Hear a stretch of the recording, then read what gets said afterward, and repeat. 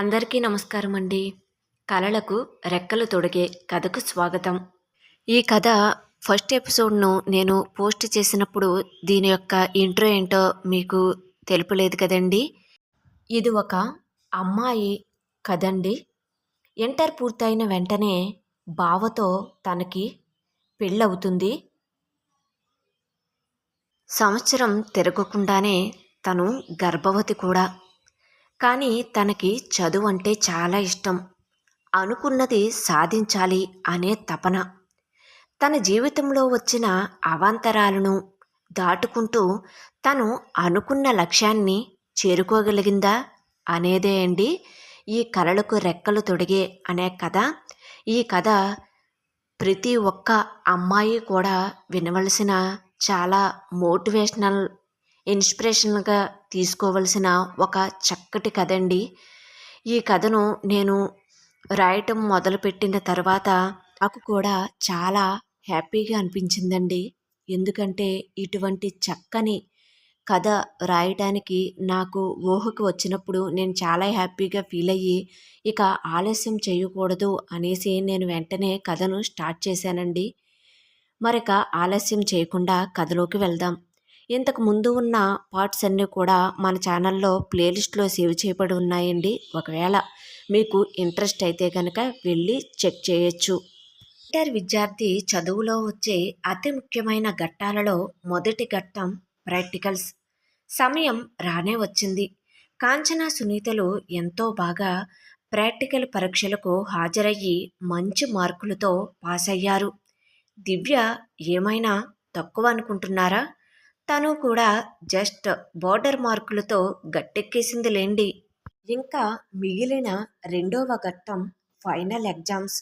ఈ పరీక్షలకు ఇంకా 20 రోజులు మాత్రమే సమయం ఉండటంతో కాంచన ప్రతిరోజు రాత్రి 11 గంటల వరకు చదివి మరలా ఉదయం 4 గంటలకే నిద్ర లేచి చదువుకునేది.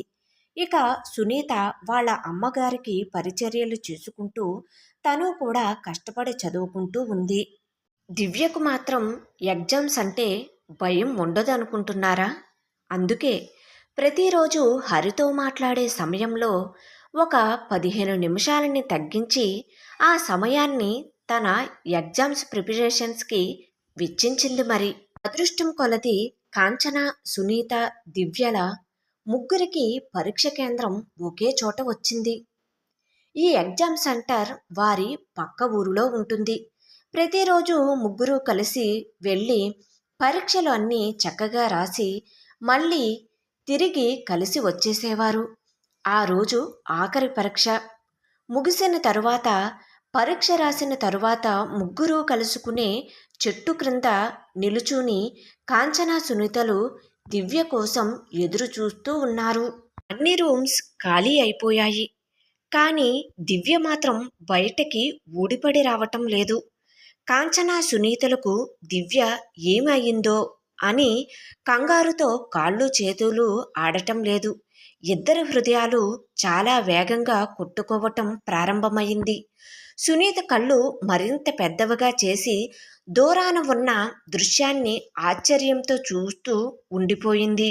కాంచన సునీత వైపు చూసి ఆమె చూపు వెంబడి తను కూడా ఆ దృశ్యాన్ని చూసి ఒక చేతిలో పరీక్ష అట్ట పెన్ను ఉండగా మరో చేతితో నోటిని గట్టిగా అదిమికుంది.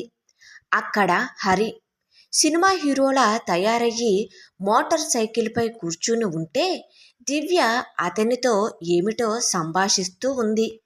దివ్య, అదిగో నీ ఫ్రెండ్స్ నీ కోసం ఎదురు చూస్తున్నట్టు ఉన్నారు.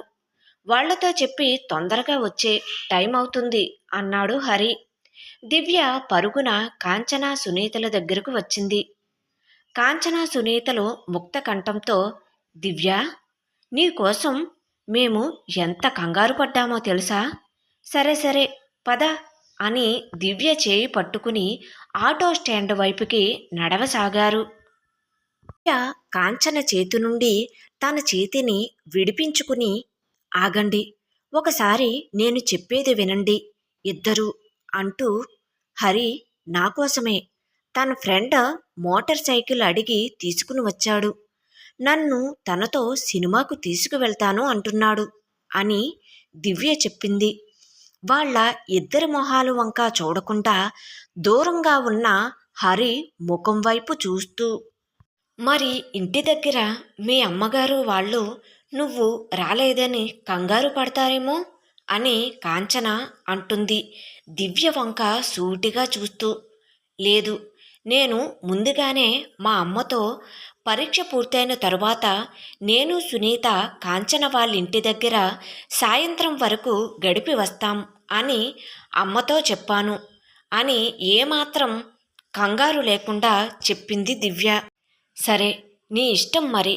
జాగ్రత్తగా వెళ్ళి చీకటి పడకుండా తొందరగా వచ్చేయ్ అని చెప్పి కాంచన సునీతలు ఆటో స్టాండ్కు నడవసాగారు. దివ్య 1000 ట్యూబ్లైట్స్ కాంతి ఎలా ఉంటుందో అంత ఆనందకరమైన ముఖం వెలిగిపోతూ ఉండగా హరివైపు నడక సాగించింది. కాంచన వేసవి సెలవులను వాళ్ళ అమ్మమ్మగారు ఊరు వెళ్ళి హాయిగా గడుపుతుంది. సునీత వాళ్ళ అమ్మగారి ఆరోగ్యం మరింత క్షీణించింది. ఆమె వాళ్ళ అమ్మను చూసుకునే పనులలో, ఇంటి పనులతో కాలాన్ని గడుపుతుంది.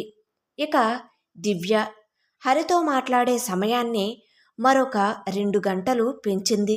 ఇలా ముగ్గురి జీవితాలు ముందుకు కొనసాగుతున్నాయి. కలలకు రెక్కలు తొడిగే కథ కొనసాగుతుంది. కథ నచ్చినట్లయితే దయచేసి సబ్స్క్రైబ్ చేసుకుంటారని నేను మనస్ఫూర్తిగా కోరుకుంటున్నానండి. మీరిచ్చే సబ్స్క్రైబ్స్ మరియు లైక్స్ వల్లనే కదా నేను ఇంకా మంచి కథలు రాయటానికి నాకు ఆసక్తి మరియు ఉత్సాహంగా అనిపిస్తుంది కదండి. ప్లీజ్ దయచేసి సబ్స్క్రైబ్ చేసుకోండి.